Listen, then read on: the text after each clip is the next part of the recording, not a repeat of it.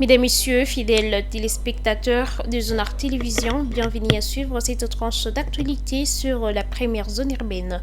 Tshisekedi demande une nouvelle libération de la loi sur le référendum. Le président Félix-Antoine Tshisekedi a demandé au Parlement une nouvelle délibération de la loi fixant les conditions d'organisation des référendums en République démocratique du Congo.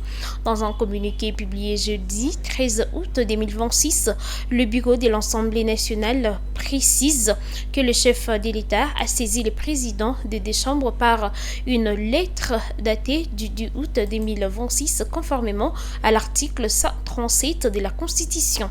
Cette démarche intervient après l'arrêt rendu le 28 juillet 2026 par la Cour constitutionnelle qui avait déclaré la loi conforme à la Constitution tout en formulant 13 réserves d'interprétation nécessitant la modification de certaines dispositions.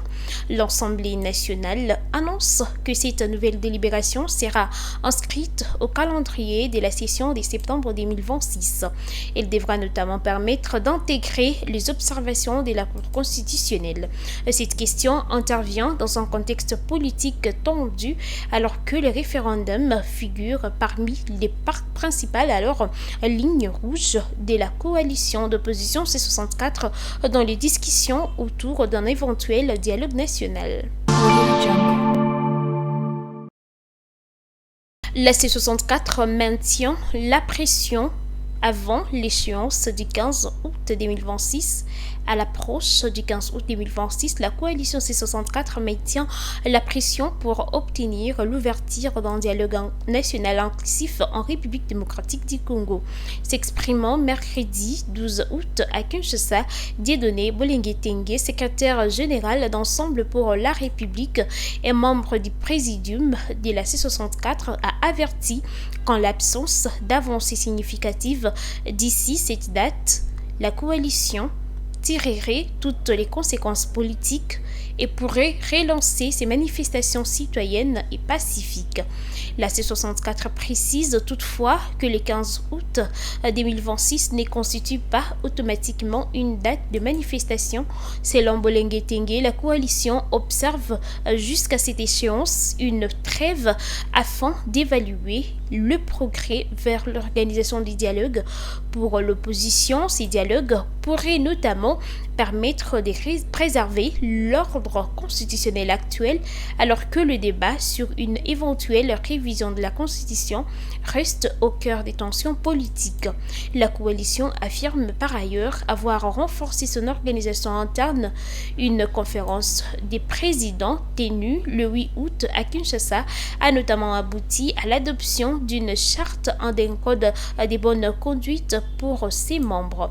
La C64 dit désormais attendre les prochaines évolutions avant de décider de la suite de sa mobilisation. Kinshasa retrouve son plein droit au sein de la SADC. La République démocratique du Congo a retrouvé son plein droit de participation au sein de la communauté de développement de l'Afrique australe, SADC en sigle. La décision a été prise mercredi 12 août à Durban, en Afrique du Sud, lors de la réunion d'État et des gouvernements. Cette mesure intervient après la régularisation par Kinshasa de ses arriérés des contributions statutaires qui avaient entraîné la suspension de son droit de parole depuis avril 2024. La République démocratique du Congo peut désormais participer pleinement aux réunions, consultations et mécanismes décisionnels de l'organisation régionale. Ce retour intervient alors que Kinshasa cherche à renforcer son implication dans les initiatives régionales liées à la crise sécuritaire dans l'est du pays. Lors de la même réunion, le ministre congolais de l'intégration régionale, M. Floribert Anzuluni, a présenté aux responsables de la SADC les avancées de la République démocratique du Congo dans la mise en œuvre de ses engagements liés à l'accord de paix de Washington signé avec le Rwanda. Il a notamment évoqué le protocole portant sur le désarmement, la démobilisation et les cantonnements des FDLR avant leur rapatriement au Rwanda ou leur transfert vers un pays tiers. Kinshasa a également annoncé la mise en place d'un comité de suivi chargé d'accompagner la mise en œuvre de ces engagements. La République démocratique du Congo attend ainsi utiliser son retour dans les mécanismes décisionnels de la SADC pour renforcer sa coopération régionale et défendre davantage ses positions sur la crise sécuritaire dans l'Est. La réunion à Durban ouvre la voie au 46e sommet de la SADC qui devra notamment examiner les principaux enjeux sécuritaires, politiques et économiques de la région. Et enfin, au sud Kivu, les FARDC repoussent les attaques du M23 à Calais et Kabare.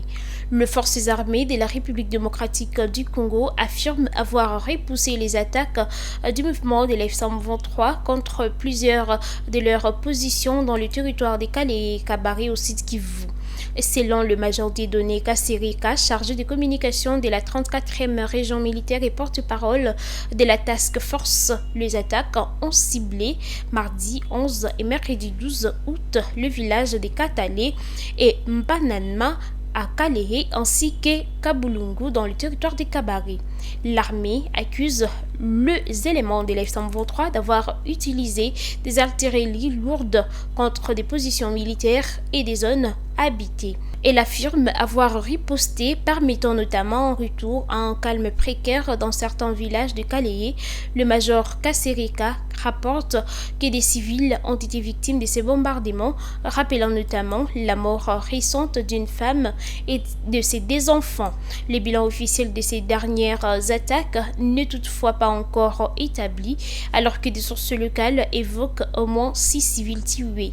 Depuis le début du mois d'août, les FARDC signalent une multitude des attaques de l'F-123 dans plusieurs zones de Kalehe et Walikale.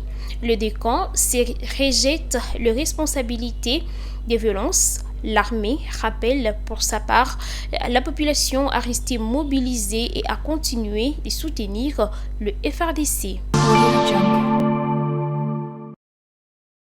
Et c'est par là que nous mettons point, mesdames, messieurs. Merci de nous avoir suivis. Nous vous donnons rendez-vous à la prochaine. Abonnez-vous, aimez et partagez. Merci.